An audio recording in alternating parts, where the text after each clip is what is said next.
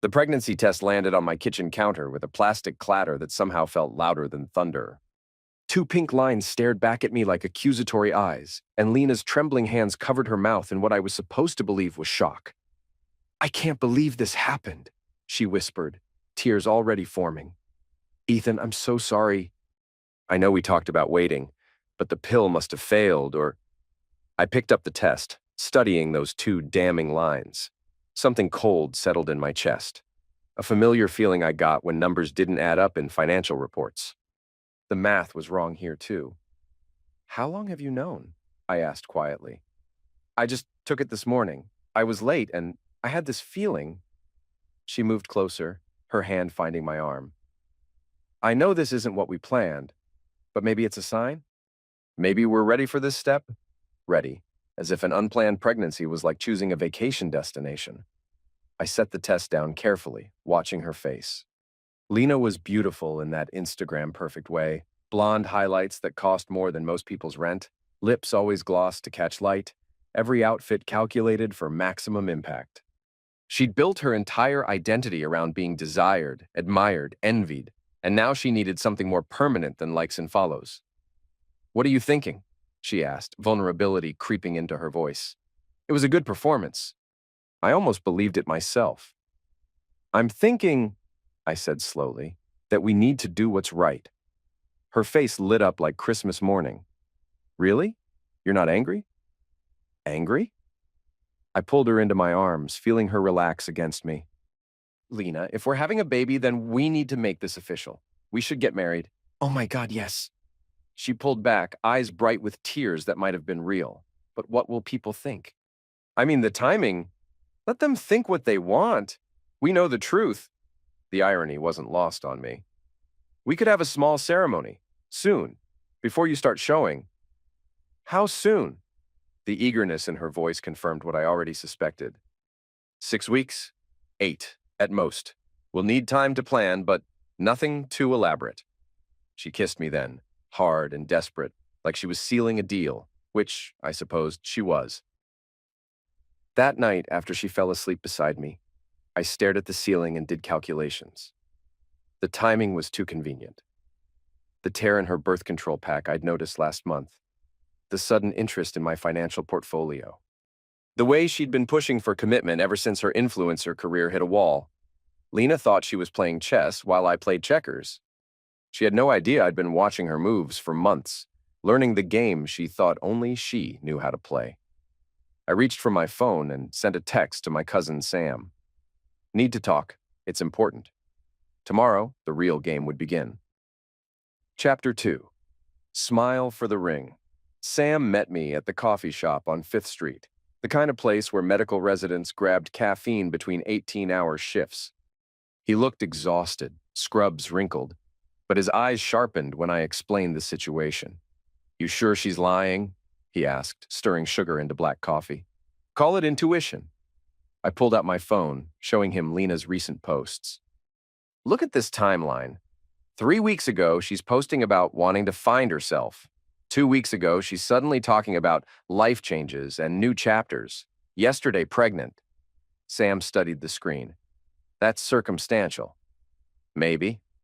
But you have access to medical records." "Ethan, I can't just—" "I'm not asking you to break laws. I'm asking you to help me understand what I'm dealing with." I leaned forward. "If she's pregnant, I'll marry her and be the best father I can be. But if she's lying, then what?" "Then she needs to learn that actions have consequences." Sam was quiet for a long moment. "What kind of consequences?" "The kind that matter. Public ones." He nodded slowly. "I'll see what I can find out." Discreetly. That afternoon, Lena dragged me to jewelry stores. She tried on rings with the focus of a surgeon, photographing each one from multiple angles. Other customers stared as she posed and preened, turning each attempt into an impromptu photo shoot. "This one's perfect," she announced, sliding a 3-carat solitaire onto her finger. The price tag made my accountant's soul wince, but I smiled and nodded. "Whatever makes you happy." "You're sure? It's expensive." "Nothing's too expensive for my future wife." The words tasted like copper in my mouth. The proposal happened that evening at her favorite restaurant. The kind of place where entrees cost more than minimum wage workers made in a day. I got down on one knee during dessert, presenting the ring while she recorded everything on her phone. Yes, yes, 1,000 times yes! Her squeal carried across the dining room. Other patrons applauded. She immediately posted the video with hashtags about unexpected blessings and fairy tale moments. Within an hour, her engagement photos had more likes than any post in months. Comments poured in from people congratulating her, calling her lucky, expressing envy. This was what she'd wanted, not me, but the moment, the validation, the story. We should have an engagement party, she said as we walked to the car. Something elegant, Instagram-worthy. Of course, whatever you want. And we'll need to start planning the wedding right away. I found this amazing venue, but they're booked solid unless... She bit her lip in that calculated way. Unless we can do something sooner rather than later. How soon? 6 weeks? 8 at most? She watched my reaction carefully. I know it's fast, but with the baby coming... Perfect. She was playing right into the timeline I'd suggested. Let's do it. That night, my phone buzzed with a text from Sam. Found something interesting. Medical intake form from 3 months ago. Definitely not pregnant then, and no indication of trying to be... I deleted the message and smiled in the darkness. Lena shifted beside me, one hand unconsciously moving to her flat stomach. Even in sleep, she was performing. The trap was set. Now I just had to let her walk into it. A prenup? Lena's voice went up an octave. Ethan, that's so unromantic. Don't you trust me? We were sitting in my lawyer's office, surrounded by the kind of mahogany and leather that screamed old money. David Patterson had handled my family's legal affairs for decades. He'd also, at my request, prepared a very specific document. It's not about trust, I said, taking her hand. It's about being practical. My father always said good fences make good neighbors. But we're going to be married, not neighbors. She squeezed my fingers, deploying that wounded look that usually made me fold. This makes it seem like you're expecting us to fail. Actually, Patterson interjected, prenups can strengthen marriages. When financial expectations are clear from the beginning, couples argue less about money later. Lena shifted uncomfortably. What does it say exactly? Standard protections, I lied smoothly. Assets acquired before marriage remain separate property, but anything we build together gets shared equally. She relaxed slightly. Oh, that doesn't sound so bad. There are some other provisions, Patterson continued, sliding the document across his desk.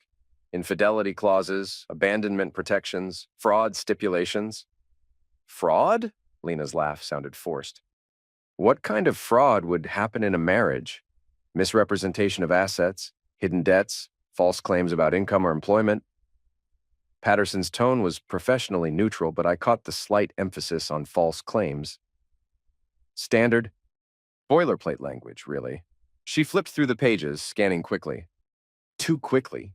This is a lot of legal jargon. Can I take it home to read properly? Of course, I said. Take your time.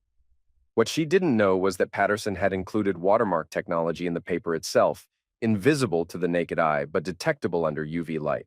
Any alterations would be immediately obvious. She also didn't know about the duplicate copy locked in his safe, or the digital versions backed up on encrypted servers. 3 days later, she returned the signed documents with a bright smile. I made a few tiny changes, she said casually. Just some wording that seemed confusing. Oh? What kind of changes? Nothing major, just clarified some of the language around separate property. Her eyes didn't quite meet mine. You'll probably want your lawyer to review it, Patterson called that afternoon. She altered Section 12, he said, the fraud clause. Removed the language about misrepresentation being grounds for immediate dissolution of marriage and forfeiture of shared assets. Interesting choice. Indeed. Should I prepare the corrected version? No, let it stand as is. But make sure the original is properly documented. Already done, along with photographs of the alterations under UV light. That evening, Lena was unusually affectionate, curling against me on the couch like a satisfied cat. She'd been posting constantly about wedding preparations, building excitement among her followers. Comments ranged from congratulations to thinly veiled envy from other women who'd watched her seemingly effortless ascent to engagement with a successful man. I've been thinking about the honeymoon, she said, tracing patterns on my chest. Somewhere romantic. Maybe Greece? Santorini? That sounds perfect. I kissed the top of her head. We'll need to book soon if we want good accommodations. Already did. I found this amazing resort. Infinity pools, private beaches, couples spa treatments. She tilted her head up to look at me. It's expensive, but you said cost doesn't matter. It doesn't. What did matter was that she was already spending money she thought would be hers. Every expense, every assumption about our shared future, was another thread in the web she was weaving around herself. My phone buzzed with another message from Sam. Got the records. Want to meet tomorrow? I was ready to hear what he'd found, but I already knew. The question wasn't whether Lena was lying, it was how completely, and for how long. The answer to that would determine just how public her reckoning would be. Rachel Winters looked nothing like I remembered from Lena's old Instagram posts. Gone were the party dresses and nightclub photos. The woman sitting across from me in the downtown diner wore jeans and a simple sweater, her auburn hair pulled back in a ponytail. She looked tired but determined. Thank you for meeting me, she said, stirring her coffee nervously. I wasn't sure you'd want to hear this. I'm listening. Lena and I were best friends for 3 years. College roommates, then we moved to the city together. We shared everything. Clothes, secrets, dreams. Her laugh was bitter. Or at least I thought we did. What changed?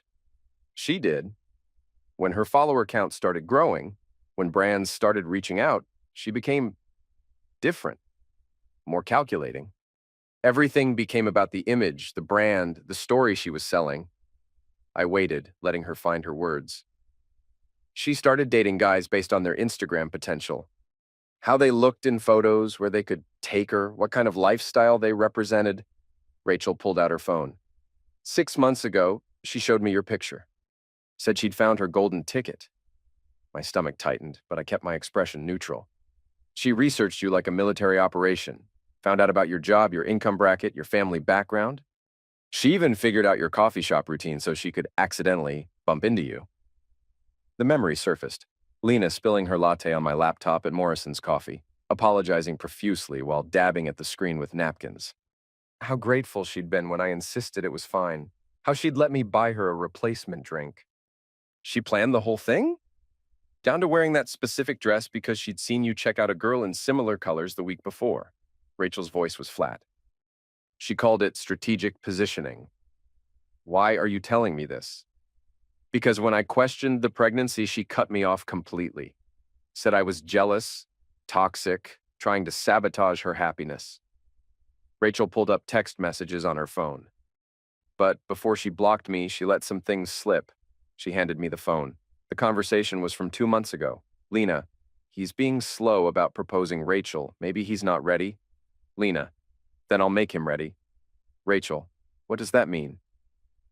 Lena, insurance policy. Guys like him respond to responsibility. Rachel, Lena, that sounds manipulative. Lena, it's strategic. Positive or negative, he won't know the difference. Rachel, you can't fake a pregnancy, Lena. Watch me. I read the messages twice, my chest tightening with each word. She admitted it. She did more than that. Rachel scrolled to another conversation. She practiced her big reveal, asked me which tears looked more convincing, surprised or grateful. Do you have recordings? Voice memos? She sent them when she was drunk one night practicing her speech. Rachel's eyes met mine. She called you boring but loaded. Said you were the kind of guy who'd do the honorable thing even if it ruined your life. Can you send me those files? Already did. Check your email. She hesitated. There's something else. She's not just lying about the pregnancy. She's been lying about other things too. Her follower count, her brand partnerships, even her family's money situation. What do you mean? Her parents cut her off 6 months ago?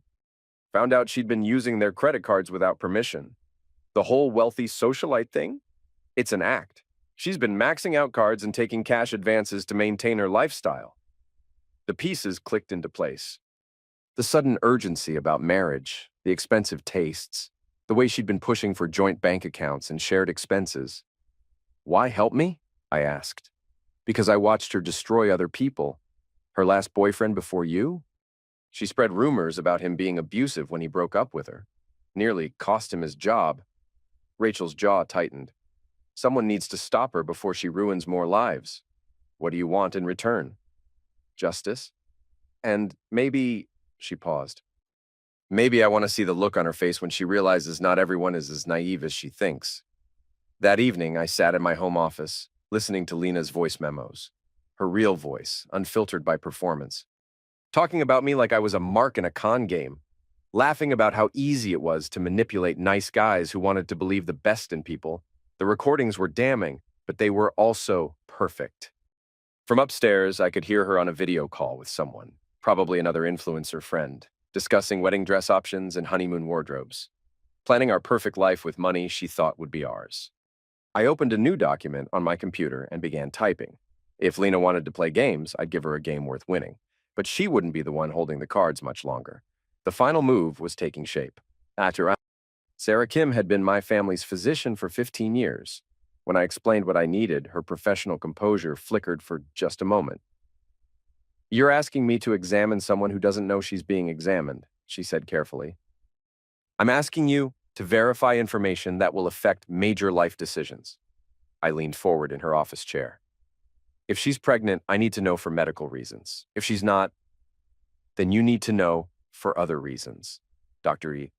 Kim tapped her pen against her desk. "I can't ethically examine someone without their consent." "What if she consents willingly?" "Meaning? What if I convince her it's routine? Pre-wedding health screening? Maybe discuss prenatal care?" Doctor. Kim studied me for a long moment. "That would be unusual, but not unethical, assuming standard informed consent procedures. She's been complaining about fatigue lately. Morning sickness, she claims." The lie came easily. "Maybe you could suggest some tests to rule out other conditions?" I could do that. 2 days later, I convinced Lena to see Dr. Kim. "Just a general checkup," I said. Since we're getting married and planning for a baby, we should both make sure we're healthy." Lena agreed readily, even seemed pleased by my thoughtfulness. "You're going to be such a good father," she said, kissing my cheek. The appointment was scheduled for Thursday afternoon. Dr. Kim would run standard blood work, including an HCG test that would definitively confirm or deny pregnancy. She'd also perform a physical examination that would reveal any signs of actual conception. While waiting for those results, I had other preparations to make. The wedding venue was booked. The Riverside Manor, an elegant estate with gardens and ballroom space for 200 guests. Originally, we'd planned for 50 people. But I'd convinced Lena to expand the list. "It's a celebration," I'd told her. "We should share it with everyone important to us." What I didn't mention was that everyone important now included several reporters I'd contacted through business connections, 3 videographers who thought they were documenting a luxury wedding, for social media and a sound system capable of broadcasting to every corner of the venue. I'd also hired a private investigator to document everything. Frank Morrison was discreet, thorough, and expensive. He'd already confirmed Rachel's claims about Lena's financial situation and discovered several additional interesting details. Lena owed over $40,000 in credit card debt. She'd been evicted from 2 previous apartments. Her brand partnerships were mostly free products in exchange for posts, not actual paid sponsorships. The lifestyle she projected online was entirely fabricated. "She's been living on borrowed time and borrowed money," Frank reported. "The pregnancy claim isn't just manipulation. It's her last play before everything collapses." "Friday morning, doctor." Kim called with the test results. Her voice was professionally neutral, but I could hear the underlying surprise. "Blood work came back negative for pregnancy," she said. "No HCG present at levels that would indicate conception at any point in the past 3 months." "You're certain?" "Completely. I also found no physical evidence of pregnancy during examination. No breast tenderness, no cervical changes, no uterine expansion." She paused. "Ethan, if she's claiming to be pregnant, she's lying." "Thank you, Sarah. What are you going to do?" I looked out my office window at the city below. People hurried along sidewalks, caught up in their own dramas and deceptions.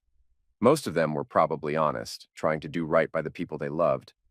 But some, like Lena, viewed other people as resources to be exploited. "I'm going to give her exactly what she deserves." That evening, Lena was unusually quiet during dinner. She picked at her food, avoiding eye contact.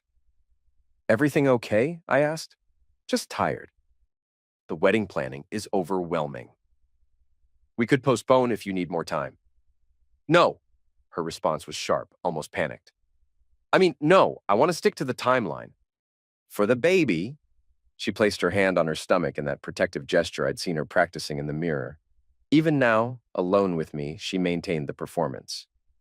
"Dr. Kim said you seemed healthy," I mentioned casually. "Yes, everything's fine. She just wants to monitor things closely." Another lie, delivered without hesitation. "Good. I want to make sure you and the baby are safe." "We are, don't worry." She smiled, but it didn't reach her eyes. Later that night, I finalized the last details of my plan. Everything was in place. The venue, the guests, the equipment, the evidence. In 3 weeks, Lena would have her perfect wedding day. She just wouldn't be the bride at the end of it. "These photos have to go," Lena said, scrolling through my social media with the intensity of an auditor reviewing tax returns. "This one with your ex, this group shot from college where that girl's hanging on you, this entire album from your friend's birthday party." She'd been at this for an hour, systematically erasing any evidence of other women from my digital history. Photos I'd forgotten existed were being flagged for deletion. Comments from female friends were being screenshotted for later discussion. "Some of those are just friends," I said mildly. "Friends who clearly want more than friendship." She held up her phone, showing me a picture from 2 years ago. "Look at how she's looking at you. And her hand placement?" "Please." The woman in question was my college friend Maria, who'd been happily married for 5 years. But explaining that would only trigger more jealousy, more demands, more control. So I nodded and deleted the photo. "There. Happy?" "Happier." She curled up next to me, suddenly affectionate. "I know I'm being protective, but I love you so much. I just want everyone to know you're mine now. Mine. Like a possession. Like something she'd purchased and needed to protect from theft." "Speaking of which," she continued, "I think you should update your wardrobe. That gray suit you wear to client meetings is so boring. And those shoes?" She wrinkled her nose. "They scream accountant." "I am an accountant. You're a financial strategist. There's a difference." She pulled out her tablet, already loaded with shopping websites. "I found some amazing pieces that would look incredible on you.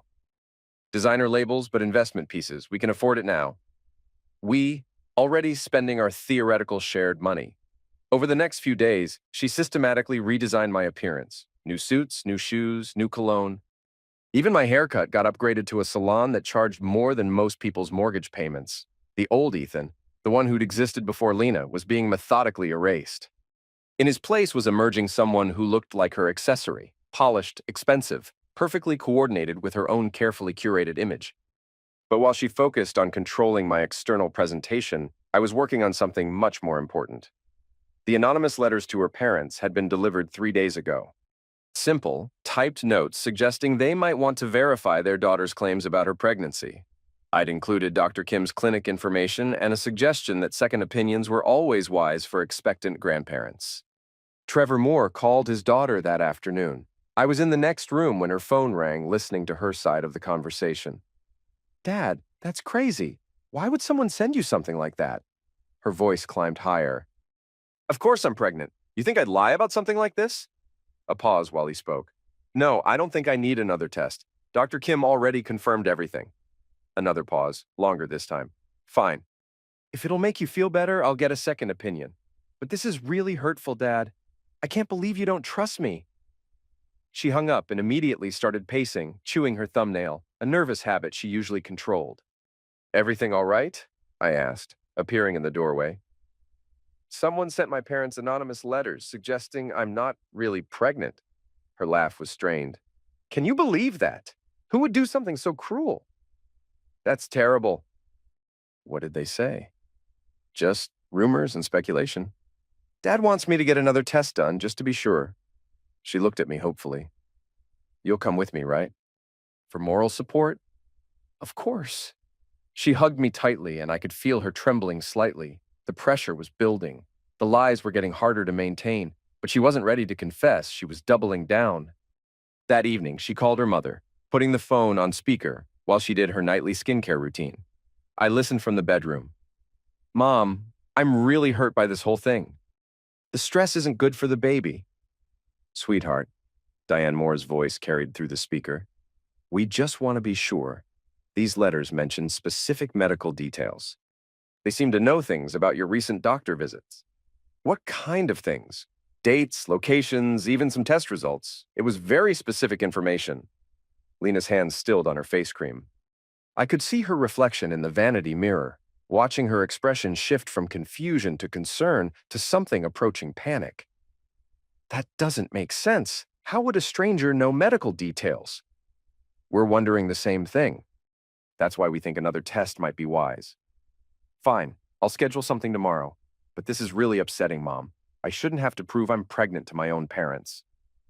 The guilt trip was expertly deployed. Diane immediately apologized, reassured her daughter, promised support and excitement for the upcoming grandchild. But after hanging up, Lena sat at her vanity for a long time, staring at her reflection. I could almost see the wheels turning, trying to figure out who might be watching her closely enough to know about doctor visits and medical appointments. She never once considered that it might be me. The next morning, she scheduled an appointment with a different doctor, but she made one crucial mistake. She used her real insurance, which meant there would be official records of the visit and its results. Records that could be subpoenaed if necessary, records that would prove, definitively and publicly, that she was not and had never been pregnant. Everything was falling into place exactly as I'd planned. In 2 weeks, the truth would come out in the most public way possible. But first, I needed to make sure all the right people would be there to witness it. The final guest list for our wedding had grown from 50 to nearly 300 people. Lena was thrilled by the expansion, seeing it as evidence of our social importance and her own influence. This is going to be the event of the season, she said, scrolling through the names on her laptop. Everyone who's anyone will be there. She had no idea how right she was. Mixed in with her influencer friends and my business colleagues were several people she wouldn't recognize until too late. 3 investigative journalists I'd contacted through professional networks, all interested in stories about social media fraud and financial deception. 2 documentary filmmakers who specialized in real-time exposure pieces. A representative from the State Attorney General's office who handled consumer protection cases. I'm so glad you suggested expanding the list, she continued. This will be incredible content. The photos alone will keep my engagement up for months. Speaking of content, I said, I arranged for professional videography, multiple cameras, live streaming capability, professional sound equipment. Her eyes lit up. Really? That's amazing. We could broadcast the whole thing, make it interactive. People love watching luxury weddings. Exactly what I was thinking. What she didn't know was that the professional videography included hidden cameras positioned throughout the venue, backup audio recording systems, and a control booth that I would have complete access to during the ceremony. Oh, and I invited some people from your past, she said casually. College friends, former colleagues. I thought it would be nice to have everyone who's important to you there. Anyone specific? That girl, Rachel, for instance? I found her contact information through mutual friends. My chest tightened. Rachel Winters? Yes, your ex-friend of mine. I know we had some differences, but I decided to be the bigger person. This is a time for forgiveness and new beginnings. Her smile was calculated, sharp. I thought it would be good to show everyone how mature and gracious I can be. She'd invited Rachel without knowing that Rachel was already working with me. It was a tactical error born from arrogance. She wanted to display her triumph in front of someone who'd questioned her, never considering that the questioning might have been valid. That's very thoughtful of you, I said. I'm full of surprises.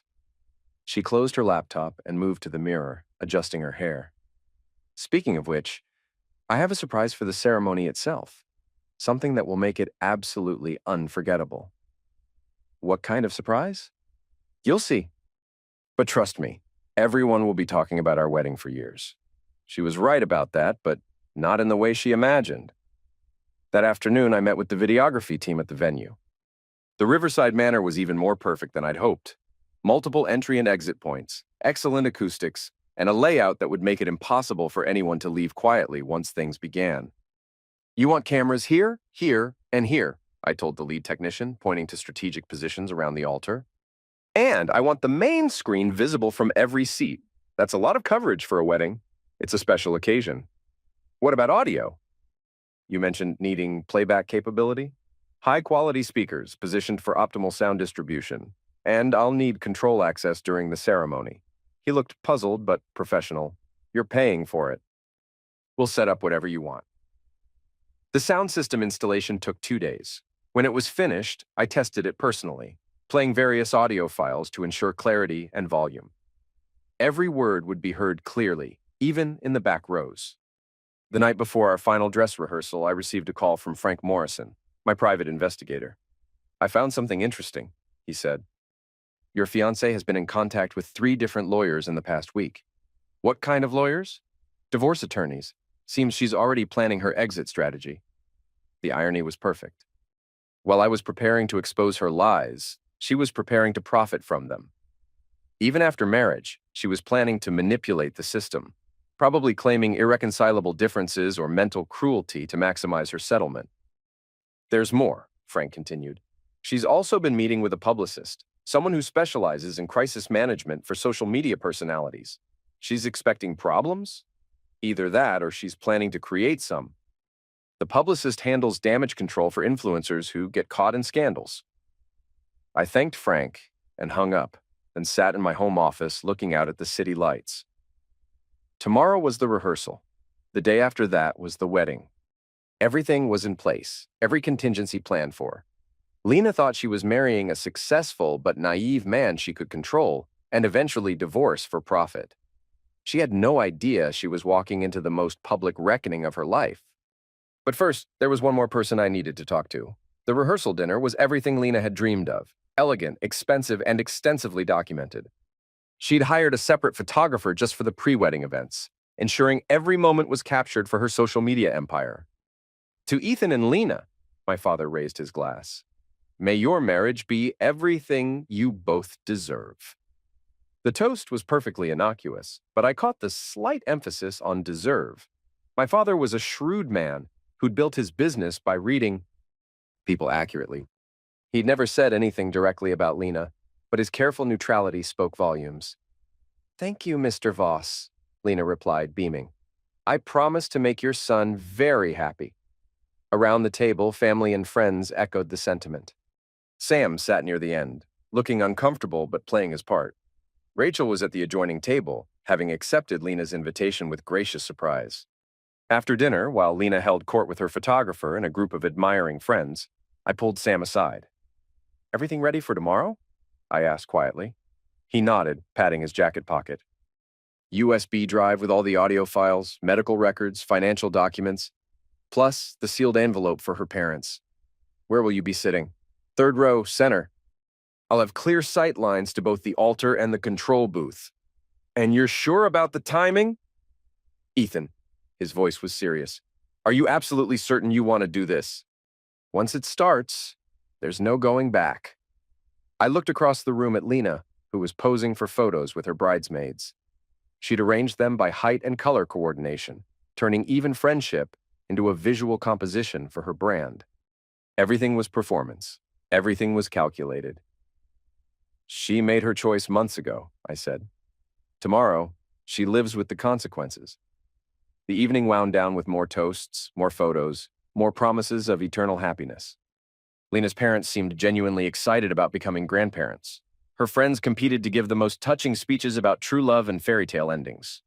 If any of them had doubts about the rushed timeline or Lena's sudden transformation into a devoted fiancé, they kept those concerns to themselves.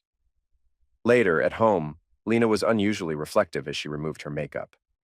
I can't believe tomorrow is actually happening, she said, meeting my eyes in the bathroom mirror. A year ago, I never imagined I'd be here.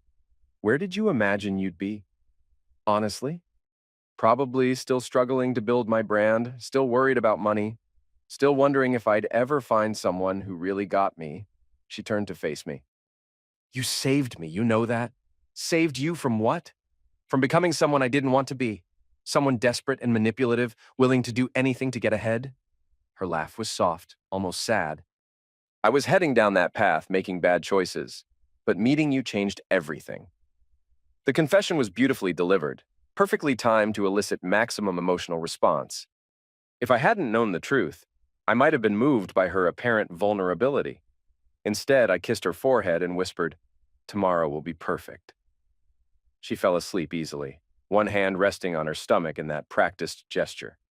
I lay awake beside her, running through every detail of the plan one final time. By this time tomorrow night, everything would be different. My phone buzzed with a final text from the venue coordinator. All systems tested and ready. Audio, visual equipment functioning perfectly. See you tomorrow. I deleted the message and closed my eyes. Tomorrow, Lena would get the wedding of her dreams. She just wouldn't be getting the ending she expected.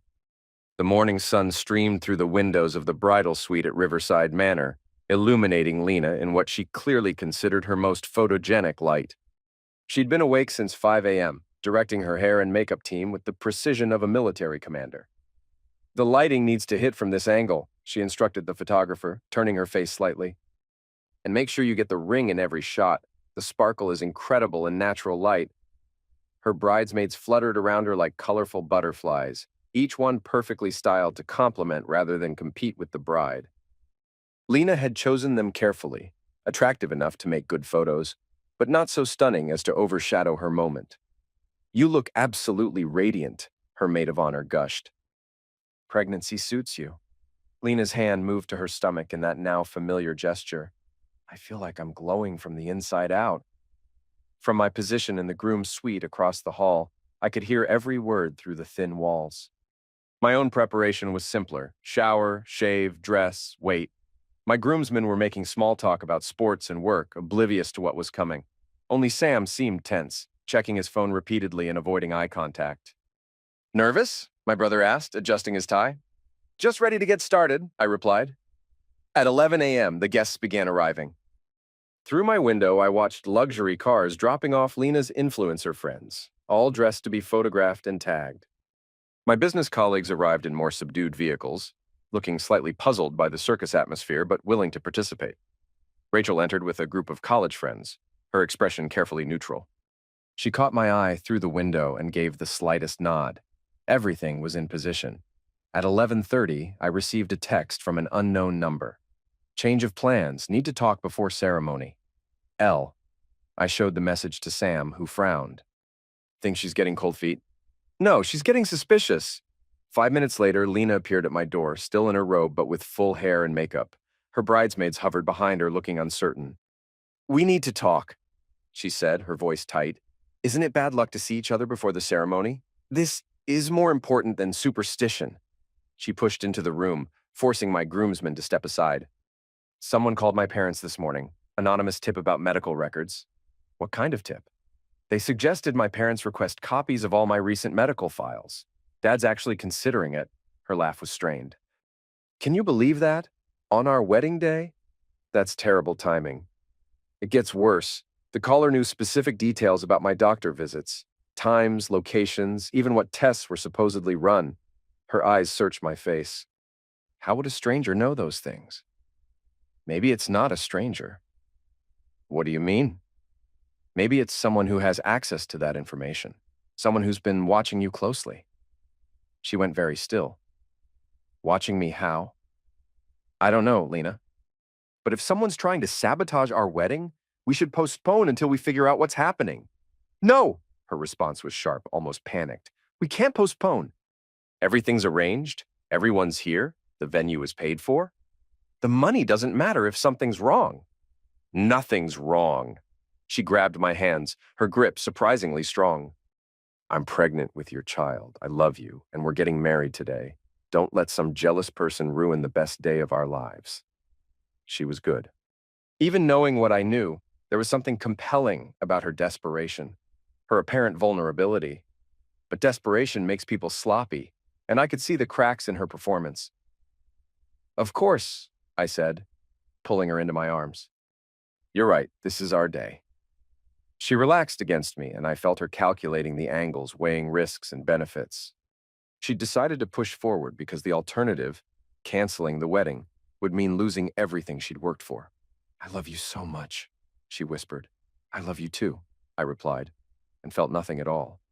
After she left, I texted the venue coordinator. Proceed as planned, no changes. Then I texted Sam. She knows something's wrong, but doesn't know what. Be ready. The ceremony was scheduled for noon. At 11:55, I took my position at the altar, looking out at the assembled guests. The videography team had positioned cameras perfectly.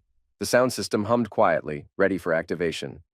Rachel sat in the third row, her expression calm but alert. Lena's parents were in the front row, looking proud but slightly strained. The journalists I'd invited were scattered throughout the crowd, their presence unremarkable among the other guests. At exactly noon, the music began. The bridesmaids processed down the aisle in perfect formation, each one stopping to pose subtly for the cameras. Then the music changed, and everyone stood. Lena appeared at the back of the aisle, radiant in white silk and hand-beaded lace. Her father walked beside her, beaming with pride and joy at giving away his pregnant daughter to a successful son-in-law. She looked beautiful. She looked happy. She looked like everything a bride should be. She also looked like she was about to be caught in the biggest lie of her life. The processional was flawless. Lena seemed to float down the aisle, her dress catching the light perfectly, her smile radiant for the cameras. She'd orchestrated every detail for maximum visual impact. The flower petals scattered by her young cousin, the way her veil trailed behind her, even the timing of her steps to the music. When she reached the altar, her father kissed her cheek and placed her hand in mine. "Take care of my girls," he whispered, meaning both Lena and the grandchild he believed was coming. "I will," I replied, and meant it in a way he couldn't understand. The officiant began the ceremony with traditional words about love, commitment, and the sacred bond of marriage. Lena's eyes never left my face, her expression soft and devoted. She was giving the performance of her lifetime. "Marriage is built on trust," the officiant continued, "on honesty between partners, and on the commitment to face life's challenges together." A murmur of agreement from the assembled guests. Lena squeezed my hands, her smile widening. We reached the vow portion of the ceremony. Lena went first, having insisted on delivering hers from memory rather than reading from cards. "Ethan," she began, her voice carrying clearly through the microphone system, "6 months ago, you walked into my life and changed everything. You showed me what real love looks like. Patient, kind, selfless. You accepted me completely, flaws and all." She paused for effect, one hand moving to her stomach. "And when life surprised us with an unexpected blessing, you didn't hesitate. You embraced our future with joy and determination. You're going to be the most amazing husband and father." Tears glistened in her eyes. Real tears, I noted with professional interest. She'd worked herself into genuine emotion through the power of her own narrative. "I promise to love you, honor you, and build the life we've dreamed of together. Through every challenge, every joy, every moment we'll share as a family." The crowd sighed appreciatively. Someone in the back dabbed at their eyes with a tissue. Now it was my turn. I looked out at the sea of faces, friends, family, colleagues, strangers who'd come to witness what they thought was a love story. Many of them had phones out, recording the moment for social media. The professional cameras captured every angle. Perfect. "Lena," I began, my voice steady and clear. "When I first met you, I thought I knew what I was looking for in a partner. Someone honest, genuine, authentic." She nodded, encouraging me to continue. "Over these past months, you've taught me so much about the nature of truth, about the difference between what people say and what they mean, about the importance of looking beyond surface appearances to understand who someone really is." A few people in the audience shifted slightly. Something in my tone wasn't quite matching the romantic moment they expected. "You've shown me that some people will go to extraordinary lengths to get what they want, that they'll craft elaborate stories, maintain complex deceptions, even manipulate the people who care about them most." Lena's smile flickered. Her grip on my hands tightened. "Which is why," I continued, turning to address the full congregation, "I need to share something important with all of you before we proceed." "Ethan," Lena whispered urgently, "what are you doing?" I gestured to Sam, who had moved to the sound. "System control panel as planned." The screens positioned around the venue flickered to life. "Ladies and gentlemen, thank you all for coming today. I know you're here to celebrate what you believe is a marriage based on love and the promise of new life." The murmuring in the crowd grew louder. Lena's parents leaned forward in their seats, confusion replacing joy on their faces. Unfortunately, this union was built on a lie. Stop! Lena hissed, but her microphone picked up the word and broadcast it to everyone. The pregnancy that prompted our rushed engagement, the unexpected blessing that Lena announced 6 months ago, doesn't exist. It never did. The first audio file began playing through the speakers. Lena's voice, clear and unmistakable from her conversation with Rachel. Positive or negative, he won't know the difference. Gasps rippled through the crowd. Lena went white, her bouquet trembling in her hands. These recordings were made by Lena herself, I continued, as her voice continued playing from the speakers, discussing her plan to make him ready for marriage through an insurance policy. The medical records appeared on the screens. Doctor. Kim's official report showing no signs of pregnancy, no HCG and blood work, no physical evidence of conception. Ethan, please, Lena whispered, but the microphone amplified her plea. We can work this out. Don't do this! Trevor and Diane Moore stood up in the front row, their faces cycling through disbelief, embarrassment, and growing anger. Other guests were already pulling out phones, capturing the meltdown for their own social media feeds. The final recording played. Lena's voice, slurred with alcohol, describing me as boring but loaded and explaining her strategy for securing a wealthy husband before her debts caught up with her. She thought she was the spider, I said, looking directly at Lena as she swayed on her feet. She didn't see the web. The officiant stepped forward, clearly out of his depth. Perhaps we should pause the ceremony. There is no ceremony, I said. There is no marriage. There is no baby. There's just a woman who thought she could build a life on lies. Lena collapsed into her wedding dress, the expensive silk billowing around her like a deflated balloon. Her bridesmaids rushed to help her, but she pushed them away, her carefully constructed image dissolving into ugly, desperate sobs. Trevor Moore's voice cut through the chaos. Get out! Get out of our house! You're no daughter of ours. I walked to the side door of the venue, leaving Lena surrounded by the wreckage of her own deception. Clean, calm, alone, exactly as I'd planned. Behind me, the sounds of confrontation grew louder as the reality of what had happened settled over the guests. But I didn't look back. The truth had finally been told. By the time I reached my car, the videos were already uploading. 300 guests with smartphones had captured every moment of Lena's public destruction, and social media moved faster than wildfire. My phone buzzed constantly as I drove home. Notifications from platforms I'd forgotten I was on, messages from acquaintances I hadn't spoken to in years, interview requests from news outlets that had somehow gotten my number within hours. I ignored them all and went straight to my home office, pouring myself a glass of whiskey and opening my laptop. The internet had exploded. Hash Bridley was already trending on Twitter. TikTok compilations of the altar scene were going viral, with remix versions adding dramatic music and commentary. Instagram stories from wedding guests provided multiple angles of Lena's breakdown, each one tagged and shared and commented on thousands of times. But it was the influencer community's response that was most devastating. These were her peers, the people whose approval she'd craved most. They weren't offering support, they were distancing themselves as quickly as possible. At lifestyleblogger_Maya. Always knew something was off about it, Lena Moore_official. The fake pregnancy thing is just sick. At fitnessinfluencer_Jake. This is why authenticity matters. Your audience can tell when you're lying. At beautyguru_Sarah. Disappointed, but not surprised. The desperation was showing for months. Her own posts were being flooded with comments, mostly baby emojis and snake emojis. Her follower count, which she'd monitored obsessively for years, was dropping by thousands every hour. The business consequences came next. Screenshot after screenshot showed brands distancing themselves from her, partnerships being terminated, sponsorship deals being voided. The companies that had paid for her lifestyle were cutting ties to protect their own reputations. My phone rang. Rachel's name appeared on the screen.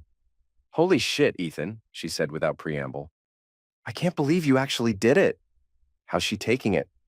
Not well. She's been calling and texting everyone trying to do damage control. Claims you manipulated her, that the recordings are edited, that this whole thing is revenge for some imaginary slight. Is anyone buying it?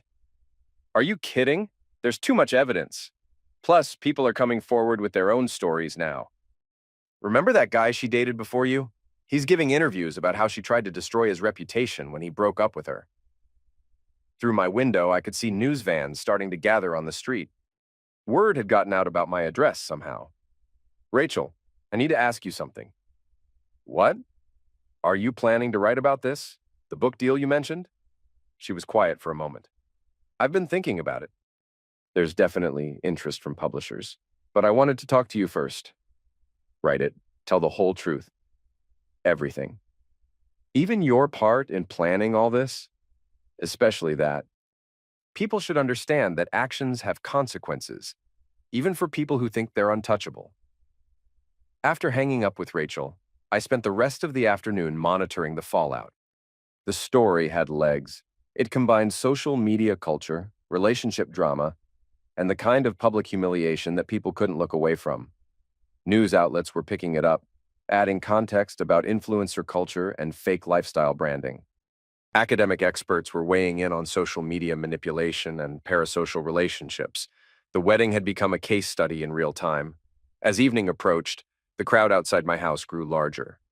Reporters, photographers, curious neighbors, even a few people who seemed to be there just for the spectacle.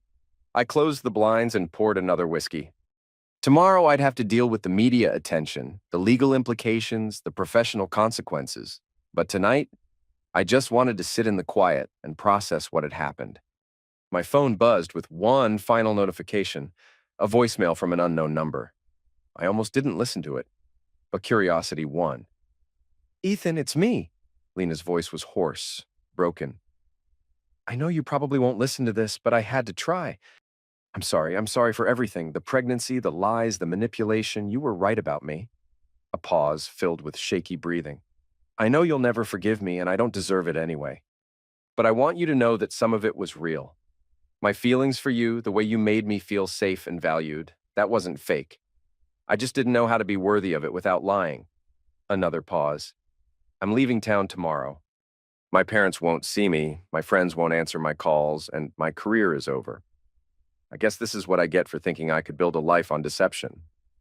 The voicemail ended. I sat in the darkness for a long time, turning her words over in my mind. Even now, even after everything, she was still trying to manipulate the narrative. Still trying to make herself the victim of circumstances rather than the architect of her own destruction. But there was something else in her voice. Genuine defeat. Maybe even genuine remorse. For a moment, I almost felt sorry for her. Almost.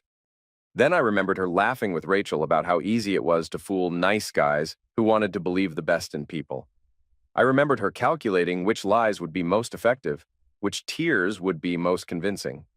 Some people learn from their mistakes. Others just get better at making them. Lena had made her choice months ago when she decided to build our relationship on lies. Everything that happened after was just the logical conclusion of that decision. I finished my whiskey and went to bed. Tomorrow would bring new challenges, but tonight, justice felt like peace.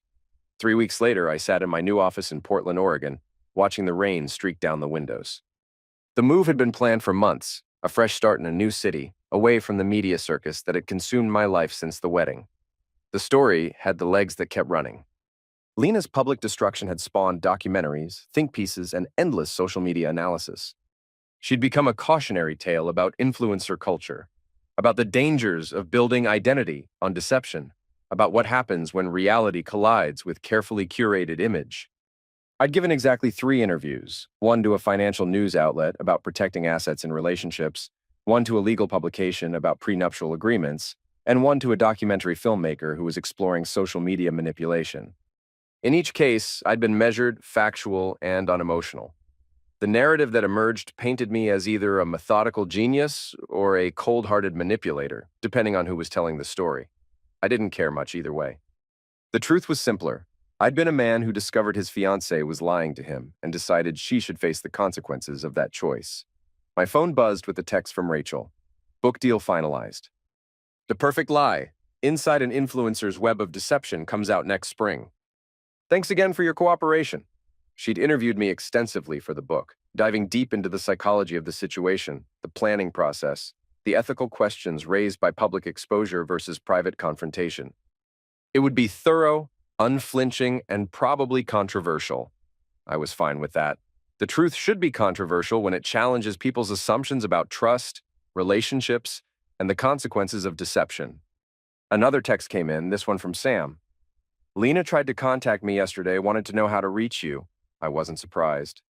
Over the past 3 weeks, she'd made various attempts to initiate contact through mutual friends, through social media, even through a lawyer who claimed she wanted to make amends.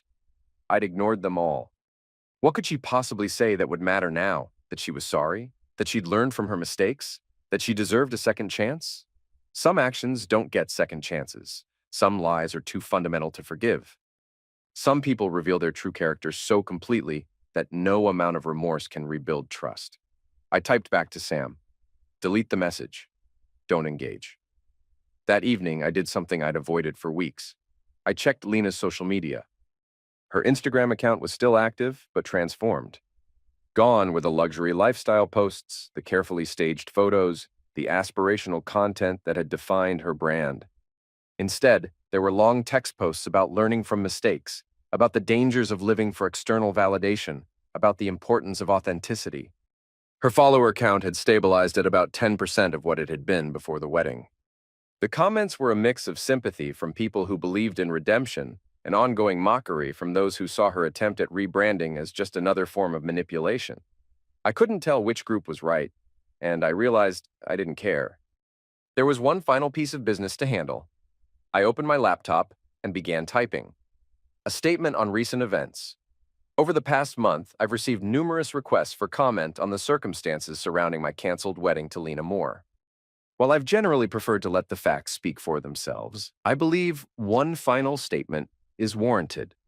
The events at Riverside Manor were not motivated by cruelty or revenge, but by a belief that truth should triumph over deception. When someone builds a relationship on lies about pregnancy, about financial status, about their fundamental intentions, they forfeit the right to privacy protection for those lies. Some have asked whether I could have handled the situation differently, perhaps through private confrontation rather than public exposure. The answer is yes, I could have. But private confrontation would have allowed Miss Moore to simply move on to the next victim, armed with the knowledge of how to better conceal her deceptions. Public consequences serve as both justice for the victim and warning to future targets. They demonstrate that manipulation has costs, that lies have expiration dates, and that people who view others as marks rather than human beings will eventually be held accountable. I have no regret about exposing the truth. My only regret is that it was necessary. I will not be making any further public statements on this matter. I posted the statement to my professional social media accounts and then deactivated them. The media cycle would continue without me. People would debate the ethics of my choices, the morality of public humiliation, the larger questions about privacy versus truth in the digital age. Let them debate. I had work to do. My new company was thriving. Clients appreciated my attention to detail, my ability to spot inconsistencies in financial statements, my talent for seeing through carefully constructed facades to understand what was really happening underneath. Skills that had served me well in business were now serving me even better in life. The rain continued falling outside my window, washing the streets clean. In a few hours, the sun would come out, revealing a city that looked fresh and new. I poured myself a whiskey and opened the financial reports I needed to review. Numbers didn't lie. They couldn't manipulate or deceive or pretend to be something they weren't. They were honest in ways that people often couldn't manage to be. My phone buzzed one final time, a notification that someone had tagged me in a social media post. I glanced at it without interest. More commentary on the wedding, probably, or another interview request from a journalist who thought they could find a new angle on the story. I deleted the notification without reading it and went back to work. Some stories end with redemption. Others end with revelation. Mine ended with resolution. The quiet satisfaction of a man who had been lied to, who had discovered the truth, and who had ensured that the truth was told. In a world full of carefully curated deceptions and strategic manipulations, that felt like victory enough. Outside, the rain continued to fall, washing everything clean.